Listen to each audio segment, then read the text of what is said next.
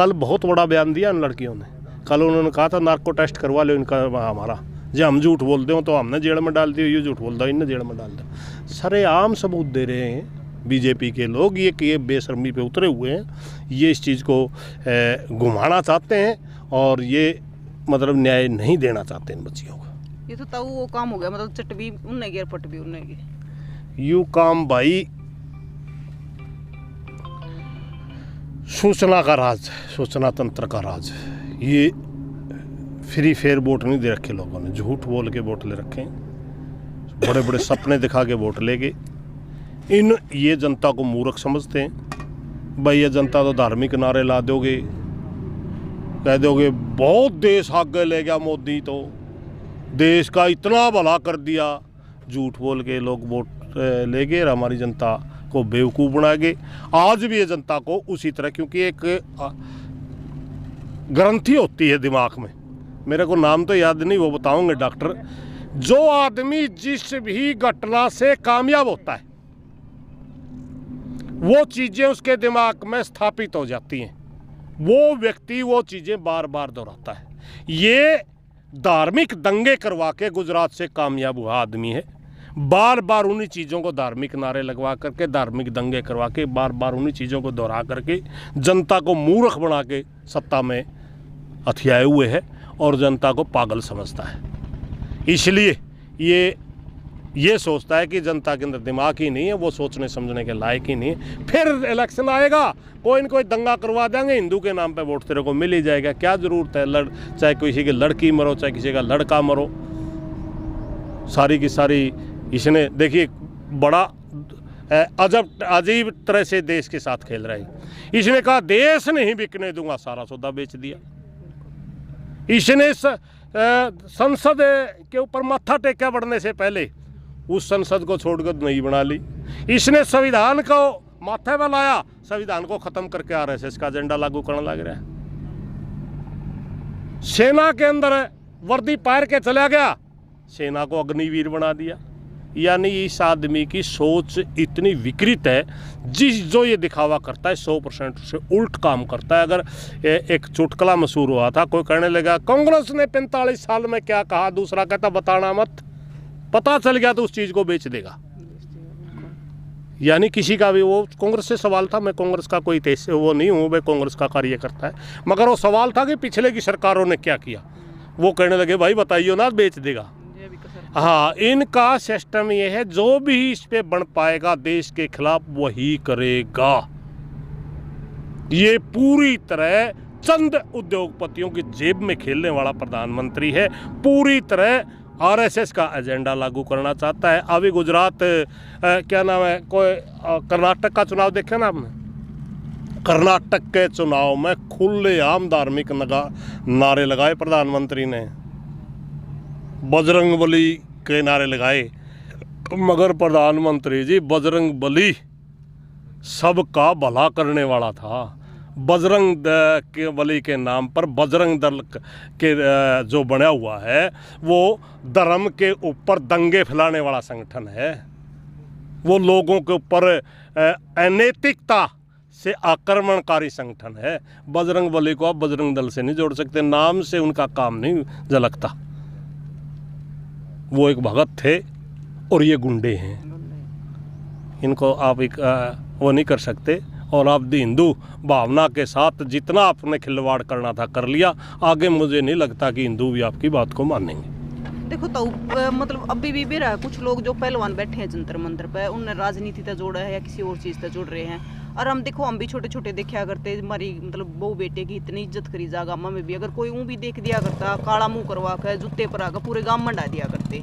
और आज मतलब बेटी जंतर मंतर पे बैठी, फिर भी कुछ वो को नहीं हो रहा, कोई समर्थन बहुत कम मिल रहा है। नहीं देंगे मेरे को। ये जब मैंने पहले बताया, जब ये मेडल लेके आए सबकी बेटी थी, मगर आज ये एक जाति की बेटी बना के रख दी इस देश की मीडिया ने। अगर इस देश का इतिहास लिखा जाएगा और आज का जो दौर है वो लिखा जाएगा, वो मीडिया का काला दौर के रूप में लिखा जाएगा। सबसे ज़्यादा दुनिया के अंदर अगर बेचा हुआ मीडिया कहीं है तो भारत के अंदर माना जाता है आज। इसकी कोई विश्वसनीयता नहीं है। सरकार तो ब्लेम जो लगाती, मीडिया में बैठे लोग उस बात का जिक्र करते हैं कि ये फलानी जाति से। अरे तेरे में दम हो तो ले करके देख ले ये काम है। ये तो ताकत का खेल है, इसके अंदर तो आरक्षण नहीं है, इसके अंदर तो कोई भी किसी किस्म की वो नहीं है। मैदान में खुले आओ, ट्रायल दो, जो जीतेगा वो जाएगा ना ओलंपिक में, जो जीतेगा वही एशियाड खेलेगा ना। ये तो ताकत का है, इसमें जाति कहाँ से आ गई, इसमें क्षेत्र कहाँ से आ गया? या तो ये हो भाई कोटा है उस स्टेट का कोटा, ये उस स्टेट का उस जाति का कोटा है, फिर तो हम माने। ये तो ओपन कंपटीशन है ना, ताकत किसी में है नहीं, मेहनत कोई करना चाहता नहीं, सिर्फ है झूठे नारे लाने से ओलंपियन नहीं होता। और रही बात समर्थन की, समर्थन है परिवार के लोग देते हैं। अगर परिवार के लोग समर्थन नहीं देते तो फिर कहीं न कहीं उनमें कमी, यूँ कहते हैं भाई इनमें कहीं न कहीं बच्चों में कमी होगी। हम हरियाणा की खापे समर्थन दिया तो कहते देखिए ये हरियाणा से आगे, ये हरियाणा के। अरे मेरे भाई हमारे घरों में पैदा हुए, अगर हम नहीं जाएंगे तो दूसरे स्टेट का आदमी तो कहेगा कि इनके साथ हरियाणा क्यों नहीं लगा भाई, कहीं न कहीं बच्चों में कमी होगी। घर के नहीं लाग रहे तो बाहर का घर जिसने रोटी नहीं बाहर की कड़े थी, घर जिसकी राम राम उसकी बाहर राम राम। ये पूरी तरह बेशरम लोगों की सरकार है और मोदी इसका जिम्मेवार है। हमारे वो बच्चे तो कहते हैं जी सिर्फ फेडरेशन पे बोलो, वो अलग चीज़ है। वो चाहते हैं कोशिश हो कि इसमें कहीं राजनीति ना दिखे। राजनीति वाला सिस्टम में आपको सीधा बताता हूँ, अगर मोदी को और इस मीडिया को इतना दर्द होता है मोदी को गाली देने से, तो इन लड़कियों की बात मान लो, कौन हो जाएगा वहाँ? बिल्कुल कोई नहीं जाएगा। अगर उनकी बात मानने के बावजूद भी विपक्ष की किसी पार्टी के कहने से उसके बावजूद वो धरना रखते हैं, फिर तो राजनीति है। अगर इनकी बात मानने के बाद ये तुरंत धरना समाप्त कर देते तो कोई राजनीति नहीं है। ये झूठा कोरा ब्लेम है, कोई राजनीति नहीं है वहाँ। राजनीति एक पार्टी का फायदा पहुँचाने की होती है। हमने तो 25 पार्टी देख ली उधर। हिम्मत है तो मोदी भी जाए, चाय पे बुलाता था जाए मोदी, और वहाँ जा कर के कहे मैं बेटी हो, मैं आपके साथ हूँ, आप मेरी बेटी, चलो खड़े हो, मैं आपके साथ हूँ, बोलिए क्या चाहिए। वो उसको किसी ने रोक रखा, वो भी जाइए, जाए, उनको उठाए और उनको न्याय दे, हमें क्या दिक्कत है। तो देखो मतलब कुछ जाति के नाम पर या धर्म के नाम पर कुछ लोग आ रहे हैं कि मतलब ब्रजभूषण का समर्थन करने के लिए, तो कहीं ना कहीं मतलब ये आपस में धर्मों को लड़वाने की साजिश है। नहीं, वो देखिए वहाँ का कल्चर इस टाइप का है, वहाँ ऐसा अक्षेत्र हो पता नहीं किस किस्म का, वहाँ गुंडे लोग ही सांसद बनते हैं, उनका होगा इस किस्म का। रही बात तो धर्म, जब एक बेशर्मी तो है, अगर मेरी जाति में कोई गुंडा है और वो कानून के खिलाफ काम करता, बहू बेटियों को की इज्जत के साथ खिलवाड़ करता, तो हम तो किसी का समर्थन नहीं करेंगे भाई। अगर वो करते हैं तो उन जाति में, उसकी जाति में अगर ऐसा रिवाज है तो हमें पता नहीं, लेकिन हमारी प्रार्थना ये सभ्य समाज है, अच्छा आदमी हो, जो नैतिक आदमी हो किसी भी जाति से, उसका समर्थन करो। गलत आदमी कोई भी हो उसका विरोध करो। सभ्य समाज के तो ये तकाजा है।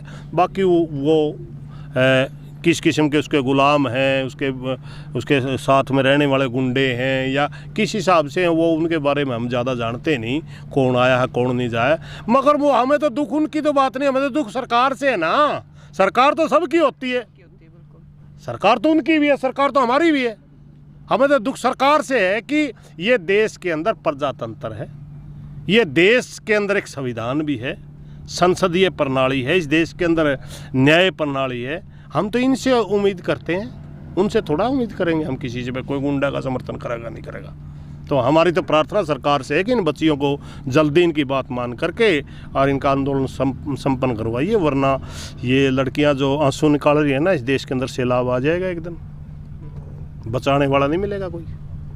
तो देश की जनता को क्या कहना चाहोगे? तो मेरा देश की जनता से एक प्रार्थना है, सरकारी तंत्र के बहकावे में आकर के या किसी राजनीतिक ताकत के बहकाव में आकर के या किसी भ्रामिक प्रचार के बहकाव में आकर के इन बेटियों को एक जाति स्टेट की बेटी ना समझा जाए। ये पूरे देश की बेटी हैं, यानी सभ्य समाज के अनुसार तो पूरे आज ये पूरा विश्व एक गांव की तरह है। पूरे दुनिया के अंदर इन्होंने मेडल लेके, वर्ल्ड चैंपियन तो पूरी दुनिया की चैंपियन है। तो इनका साथ दिया जाए और उन गंदे लोगों से इस फेडरेशन का पीछा छुड़ाया जाए, क्योंकि आने वाले समय में भी अगर ये माहौल रहा तो आने वाले समय में कोई भी आदमी अपनी बेटियों को उस फेडरेशन में नहीं भेजेगा और बड़ा देश का नुकसान हो जाएगा। मेरी प्रार्थना है पूरे देश की जनता इस बात को समझे और ज़्यादा से ज़्यादा हमारी बेटियों का साथ दे और इसे गंदे आदमी से फेडरेशन को मुक्त कराए। इसी तरह कबड्डी में भी एक आदमी होता था, उसको भी इसी तरह कोर्ट ने भगाया था। 25 साल तक फेडरेशन में बच्चियों की इज्जत से खिलवाड़ किया था उस आदमी।